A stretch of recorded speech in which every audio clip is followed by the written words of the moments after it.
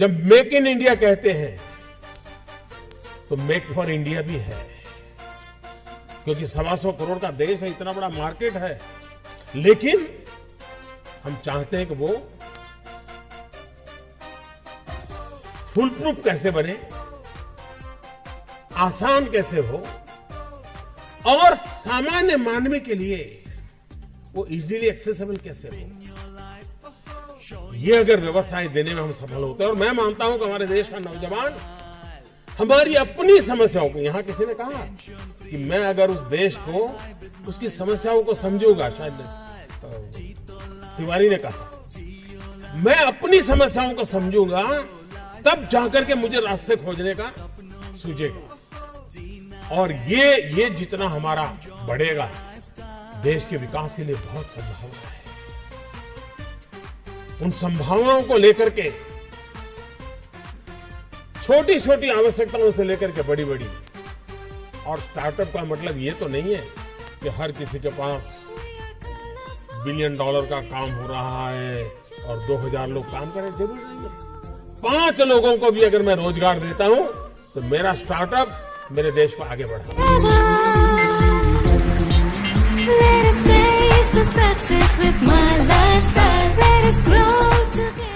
एक psychological change लाना है कि यूथ के दिमाग में जॉब सीकर की मानसिकता से उसको बाहर लाए, वो जॉब क्रिएटर बने। और एक बार उसके दिमाग में आ गया कि मुझे 2 लोगों की जिंदगी को बस संभालना है, वो कर ले। हमारे देश में एजुकेशन इंफ्रास्ट्रक्चर पर बल दिया जाता है, टीचर के अपॉइंटमेंट पर बल दिया जाता है, वो काम हो भी रहा है। लेकिन समय की मांग है क्वालिटी एजुकेशन की। गरीब से गरीब, दूर सुदूर जंगलों में रहने वाला व्यक्ति हो, पहाड़ों में रहने वाला व्यक्ति हो, मैं ऐसे कैसे चीजों को खोज के निकालूं कि उसी क्वालिटी का एजुकेशन जो अमीर घराने के बच्चों को मिलता है, उस टेक्नोलॉजी के द्वारा गरीब से गरीब तक मैं कैसे पहुंचाऊं। और देश तब बदलेगा कि हम समाज के आखिरी इंसान को इस सुविधाओं से लाभान्वित करके उसकी जिंदगी बदलने का अवसर दे। हमें उसको फीड करने की जरूरत नहीं पड़ेगी। अगर उसको क्वालिटी एजुकेशन मिलता है तो वहां भी ऐसे स्पार्क वाले बच्चे होंगे जो उठ करके खड़े हो जाएंगे और दुनिया बदल देगी। हेल्थ सेक्टर, आज हेल्थ सेक्टर ज्यादातर डॉक्टरों पर डिपेंडेंट कम है, टेक्नोलॉजी पर डिपेंडेंट है। डॉक्टर भी खुद टेक्नोलॉजी पर डिपेंडेंट है। मशीन तय करता है कि तुम्हें क्या तकलीफ है, फिर डॉक्टर कहता है ठीक है, मैं किताब देते हैं, ले लो। इसका मतलब हेल्थ सेक्टर में टेक्नोलॉजी इनोवेशन की संभावनाएं बढ़ती चली जा रही है। लेकिन भारत जैसे देश में ये अफोर्डेबल कैसे हो, ये हमारे सामने चुनौती है। सस्ते में सस्ता व्यवस्था का कैसे बने, इस पर हम सोचें, नएपन से सोचें। और इसलिए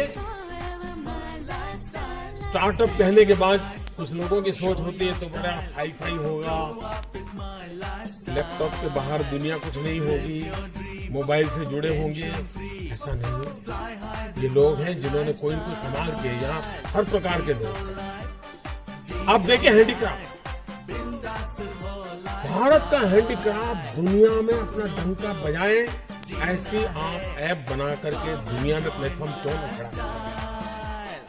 सिर्फ ई कॉमर्स नहीं, हम उससे 2 कदम आगे कैसे जाएं और उसमें जैसी ग्लोबल रिक्वायरमेंट हो वैसे डिजाइनिंग भी प्रोवाइड करें, ताकि हमारा जो गरीब आदमी गांव में बैठ करके छोटी चीजें बनाता है उसको भी आइडिया मिला कि नहीं, ऐसा नहीं, ऐसा करो, यहां स्टिच मत करो, यहां करो, लकड़ी ऐसे मत रखो, लकड़ी ऐसे रखो। वो अपने आप बदलता रहेगा और आपकी रिक्वायरमेंट को पूरी करेगा। इसके लिए जो कनेक्टिविटी चाहिए, ये बड़ी रिक्वायरमेंट है। और ये काम आप नौजवानों के दिमाग से हो सकता है। और इसलिए मैं जब कहता हूं स्टार्टअप इंडिया, तो मैं मान के चलता हूं स्टैंड अप इंडिया। इसके लिए मुझे अलग सोच करने की जरूरत नहीं है। जिस देश के पास 800 मिलियन 35 से कम आयु के नौजवान हो, जिस देश के नौजवानों के पास टैलेंट हो, हाथ में हुनर हो, अपरंपार सपने हो और पूरी दुनिया में अवकाश ही अवकाश हो, क्या नहीं हो सकता। आज मैं आईटी प्रोफेशनल से कहना चाहूंगा, विश्व के किसी भी दुनिया के देश के नेताओं से मैं मिलता हूं, दुनिया का कोई भी डेलीगेशन आता है, उनकी जो बातों होती है उसमें एक चिंता हर एक को सता रही है और वो है साइबर सिक्योरिटी। हर कोई परेशान है साइबर सिक्योरिटी को लेकर। क्या भारत साइबर सिक्योरिटी प्रोवाइडर के रूप में अथॉरिटी बन सकता है? एक बार हिंदुस्तान का ब्रांड का साइबर सिक्योरिटी का सॉफ्टवेयर मिल गया, अब दुनिया की कोई ताकत उसको हिला नहीं सकती। ये कर सकते हैं।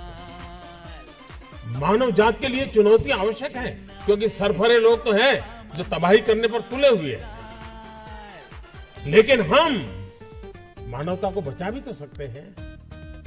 हमारे पास इस प्रकार के लोग हैं और ये भी सही है, भारत के पास मिलियंस ऑफ मिलियन प्रॉब्लम है, कोई इनकार नहीं कर सकता है।